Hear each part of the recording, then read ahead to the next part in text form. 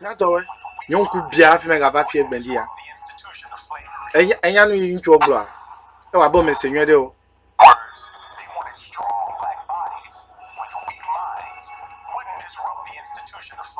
Good. And you blow every day. Eh? You voted. Oh, dear, may you bowl, I say. I may you attack a bottle of signore. I came out open ya opposed to sume le door. Elego me sinamde. I may you la me sell aussi. Vope to sume le door. Wa wo ya yo vo here. Ya wa we yo oza. Call me atowe. Okay? The white man did not chase anybody in Africa. It was our own brothers. Our own brothers who were made army.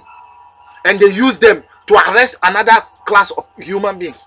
That is the same way they are using our politicians now. Okay? They are using our politicians as the strong body, which is the institution. Okay? The political institution. The demonic democracy. The demonic democracy that was given to us. Go to Arab countries and see whether they are doing democracy there. They are not doing democracy here. They are developed more than us. Go and ask how many the number of Africans who are living in the Arab countries. Disappointed organization. That is what I am wearing here. Disappointed organization is the democracy we have in Africa and Ghana. Are you getting me? How can you be so wicked? This is racist. You are watching it. This is correct racist. And you are going to heaven of this man. You are disappointed human being, my brother. You will never enter any heaven of... Oh, if you go to heaven, it is the white man's garden. That is where you will be sleeping. This is not racist at all. We have to open our brain. Your colon... No, let's forget the colonial. Oh, mega bedo. Miko came to. Miko came. Miatok biore. Obo susume waleke o. Obe susume mule o. Miato wede ya uga dro cover de funawe. Elego mesinamde. Miatok biore. Ya ugbo na wede yina na bale no efo over. Ya over lelele. O come ya be politician wede call me ale. Ya o loza. Akufa do bede. Nyemenyane ya nto enwe. Nyemenya me ka enwe. Ame enwe de wa be le dole. Ebe shared history, shared future. History ka ele miakpe British to do me. History ka ele miakpe France do me. No ina Togo to pe French to. Fifi la o le mosquito ni le Burkina Faso. La site de le mosquito. Mosquito mane duere. Poison ya ona mosquito. Poison de ya ona mosquito. Beneva idu mosquito nyonu. Bekagbe avu nyonu. Miatowe. Tagbo gbegbe fe nu wo de ya le o. Ajobla su pe nu de ya le o. Me china me gbanada. O me na mi nyondi mi mo wona ma na mi nyondo me. This is our afternoon. Miatowe mi na mi cho. Efe ami no mi cho. Tagbo sese pe tagbo gbegbe fagbe yo le no no mi. Mi ma normal. Me ga do we call a video because the visit say ya onye. Ele go me sinam de. The visit say ya onye. Amia wo nu vodi sigbe. Wicked man.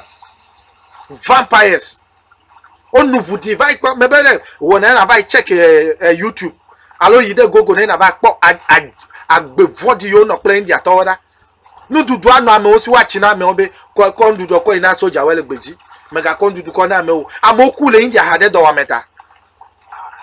Ajoblaswe be shared history. Shared history ka. Wicked history. Shared history ka. Miatowe e ya tamele gbogbo mi atogbo mi no tuho na miatowe. Elego mi sinamde. Miatogbo de no tuho na miatowe. Anu agbe atogbi ajoblasu fa agbe atogbi. E chile fiefie le joji. Elego mi sinamde. E chile fiefie le joji. O datu amegbe toko deme ko gaflo ko va to ami e de chieme. Ajoblasu gbe nono kaima. Ame ya obe aba no jipo piri. Ya ole Yesu pe bu nawe. Hey Yesu gbo be wo bu meko. Me ta gbogbe fa gbe nono e ma. Ajoblasu e ma odola susu e to kwa che me po de do kwifia mi o. E via mi na mi cho. Mi na mi la mi aboko nu de te.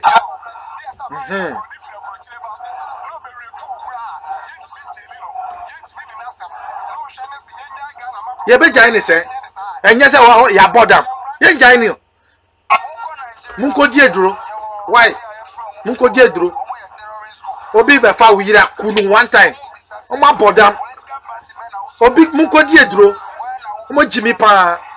Say ye njai say that issue is hiding. This very issue them. This very issue is hiding. Nya Jimmy. This is the shared history we can share. I am wearing this shirt today. Disappointed. I will burn this shirt. Disappointed organization. Ye fa say brand be ye juma mai. Yam fa say me yo be na ba no mi adomede na ba black be me na mi o. Fifi pure water kwa cho dadeji. Pure water kwa cho dadeji. Agbeka no ma. Enu ya de ye mi akodo nkuji. Ebe shared history. Shared nya jojo yo jovai. E ya nya yi mi awo. Mi ano mi afo mi ato de ya odro. E yo le fifi la nya soldier we. Police we. Ye wa china police ano for 400 be nuka. Na yi me yo de yi ma po yo salary o. Ele go mesinam de police le vovon na me yi no do ebe ne ba yi fofo na me yi o de wa va wuwe ya nto na me yi o de ma po salary o wa nyele do me ele go mesinam e ya le ji fifi ya le Ghana ta police nto e ya valewe e fowe e ya valewe cover ijira abiale ya me yubo pudu po nchuvi ya do ele go mesinam de police o de police play army de e ya wa do be ko tu na va wu no viwe Africa mi na mi fu mi aba susuwe ne fo de nye soja de na ne wanya ele go misira miabo chief national security de mia de toy chief national security de mia de toy aha disappointed organization ne mi make blood shared history kale mia si mia va share play Britain.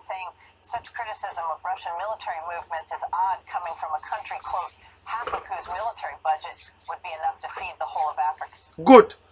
Esenya yo gbode ebere half of the budget akpo Africa top peteji military budget lo akpo Africa top peteji military budget akpo Africa top peteji mi atogbe we ma o castrate we mi atogbe we do castrate we ele go mesenam de o castrate mi atogbe we castrate nyonu we disappointed.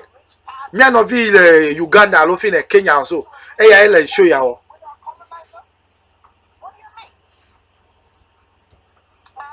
Someone wrote in the comments of the video I seen, and I'll put it in the, in the description box. And one of the people who wrote in the comments actually confirmed that in the 90s, allegedly, Akufo-Addo was sworn by the Queen as, to become like the highest witch. Makponi anyoji